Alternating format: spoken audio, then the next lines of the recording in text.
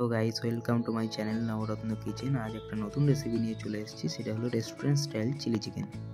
তার জন্য আমি নিয়ে নিলাম 500 গ্রাম মতো চিকেন। তার মধ্যে দিয়ে দেবো 1 ঢাকনা মতো ভিনিগার, আর 2 চামচ মতো দিয়ে দেবো আমি গোলমরিচের গুঁড়ো। এটা একটু বেশি দেবেন, স্পাইসি টেস্ট আসবে, ভালো লাগবে। তার মধ্যে আমি দিয়ে দেবো ময়দা দেবো 2 চামচ, বেশি দেবো না। বেশি দিয়ে দিলে পুরো কোটিংটা পুরো হয়ে যাবে, তো পকোড়ার মতো লাগবে, ভালো লাগবে। আর দিয়ে দেবো 5-6 চামচ মতো কর্নফ্লাওয়ারটা আপনি একটু বেশি দেবেন, এটা বেশি লাগে। তার মধ্যে দিয়ে দেবো আমি কাশ্মীরি লঙ্কার গুঁড়ো 2 চামচ মতো। এটাকে আমি ভালো করে ম্যারিনেট করে নিচ্ছি। ভালো করে ম্যারিনেট করে নেবেন। এবার ম্যারিনেট হয়ে যাওয়ার পরে আপনার এর মধ্যে একটা ডিম ভেঙে দেবেন। আমার মাংসটা যেহেতু অল্প, তাই আমি একটা ডিম দিয়েছি। ভালো করে এটা ম্যারিনেট করে নেওয়ার পরে পরিমাণ মতো লবণ দিয়ে দেবেন, আপনাদের যেমন লাগবে স্বাদ অনুসারে সেমন দেবেন। লবণ দিয়ে আরেকবার ভালো করে ম্যারিনেট করার পরে এবার আদা রসুনের পেস্ট দিয়ে দেবো আমি 2 চামচ মতো। এবার আদা রসুনের পেস্টটা দিয়ে আরেকবার ভালো করে ম্যারিনেট করে মাংসটা রেখে দেবেন কিছুক্ষণ, 10-15 মিনিট। চলুন ততক্ষণ আমি সবজিগুলো কেটে নিই। দেখুন, পেঁয়াজ আপনারা এভাবেই কেটে নেবেন, আমি যেভাবে কাটছি, তাহলে দেখতেও ভালো লাগবে আর চিলি চিকেনে এরকমই লাগে। দেখুন, এরকম কেটে এরকম এক একটা করে ছাড়িয়ে নেবেন। দেখতে অনেকটা নৌকা শেপের মতো লাগবে, দেখতেই পাচ্ছেন আপনারা। এভাবে এক একটা করে ছাড়িয়ে নেবেন। ছাড়ানো হয়ে গেলে এটাকে আমি এবার, আমার যেহেতু ছাড়ানো হয়ে গেছে, এবার আমি এটাকে তুলে নেব। এবার ক্যাপসিকামটাকেও কেটে নেব। ক্যাপসিকামটা আপনারা মাঝখান থেকে কাটবেন। মাঝখান থেকে কাটার পর এটাকে সরু সরু করে পিস করে নেবেন। পিস করে নেওয়ার পর ছোটো ছোটোভাবে কেটে নেবেন। একটু বড় রাখবেন, তাহলে গলে যাবে না। হয়ে গেছে। এবার আমি এটাকে তুলে নিচ্ছি। এবার আমি রসুনটাকে চপ করে নেব। রসুনটা আপনারা যতটা চপ করতে পারবেন ছোটোভাবেই করবেন, তাহলে ভালো লাগবে।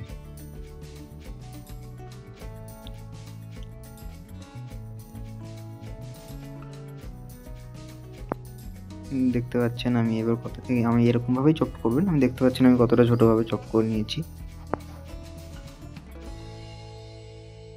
এবার আমি লঙ্কাটা কেটে নেব। লঙ্কাটা একটু বড় বড় করে কাটবেন। বড় বড় করে কাটার পর মাঝখান থেকে আপনারা লঙ্কাটাকে কাটিয়ে নেবেন। একদম ছোট ছোট করবেন না, তাহলে দেখতে ভালো লাগবে। চলুন এবার আদাটাকেও কেটে নিই। আদাটাকেও ছোট ছোটোভাবে চপ করে নেবেন।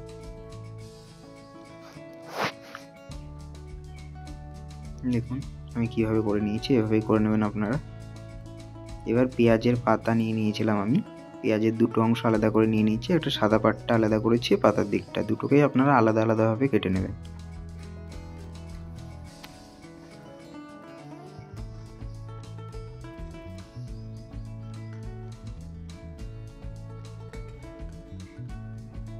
দেখুন আমার সব কাটা হয়ে গেছে, সবজিগুলো সব কাটা কমপ্লিট। দেখুন আমি কীভাবে সব সবজিগুলো কেটে নিয়েছি। এবার আমি কিছু গোটা মশলা নিয়ে নেব, যেটা আপনাদের দেখাচ্ছি, এটা আপনারা নিয়ে নেবেন। লবঙ্গ নিয়ে নিয়েছি, দারচিনি, এলাচ আর মৌরি, ওটাকে ভেজে নেবেন। তারপরে আমি একটা পেস্ট বানাবো সস দিয়ে, যেটা হচ্ছে টমেটো সস দিয়ে নিয়েছি, তারপরে চিলি সস, তারপরে এবার সয়া সস দিলাম। এবার দিয়ে দেবেন ভিনিগার, আর তাতে সামান্য ঠান্ডা জল ইউজ করবেন। এটাকে মেশানোর পর পেস্টটাকে গাঢ় করার জন্য আমি কর্নফ্লাওয়ার দিয়ে দিচ্ছি একটু। ঠান্ডা জলে দেবেন, তাহলে কর্নফ্লাওয়ারটা দলা বাঁধবে না। বাস এটাকে এবার রেখে দেবো। এবার কড়াই চাপিয়ে নিলাম। চিকেনগুলোকে এবার আমি ভেজে নেব। তার জন্য আমি ইউজ করলাম সানফ্লাওয়ার অয়েল, আপনারা যে কোনো তেল ইউজ করতে পারেন। এবার এক একটা করে চিকেন আমি ভেজে নেব।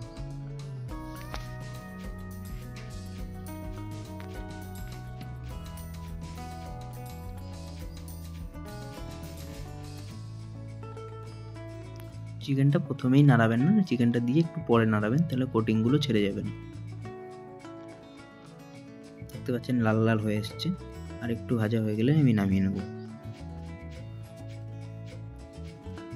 দেখুন এবার অনেকটাই লাল হয়ে এসছে, এবার আমি নামিয়ে নেব।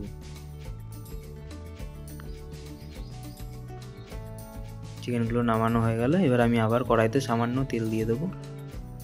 সামান্য তেল দিয়ে এবার আমি চপ করা রসুন আর আদাটাকে দিয়ে দেবো। এবার লঙ্কাটাও দিয়ে দেবো। এবার এটা একটু সামান্য লাল লাল করে ভাজার পরে তারপরে আমি দিয়ে দেবো পেঁয়াজের সাদা অংশটা, যেটা আমি আলাদাভাবে রেখেছিলাম। ওটা দেওয়ার পর আমি ক্যাপসিকামগুলো দিয়ে দেবো আর পেঁয়াজগুলোও দিয়ে দেবো। ক্যাপসিকাম আর পেঁয়াজ দেওয়ার পর আপনারা এটাকে বেশিক্ষণ ভাজবেন না, তাহলে সব গলে যাবে। সামান্য 5-10 মিনিট ভাজার পর 5 মিনিট একটু ভেজে নেবেন, তারপরে একটু সামান্য লবণ উপর থেকে দিয়ে সামান্য একটু ভাজা হয়ে গেলে তার উপর থেকে আমি যে পেস্টটাও তৈরি করে রেখেছিলাম এই পেস্টটা ঢেলে দেবো।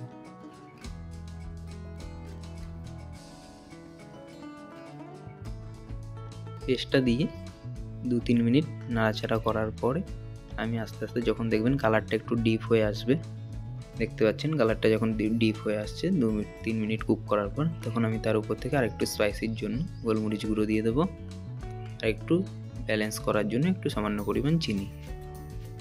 আর আমি যেই গুঁড়ো মশলাটা করে রেখেছিলাম উপর থেকে সেটা দিয়ে দেবো। এটা দিয়ে একটু 1 মিনিট নাড়িয়ে চাড়িয়ে এর উপর থেকে আমি এবার মাংসগুলোকে আস্তে আস্তে ঢেলে দেবো।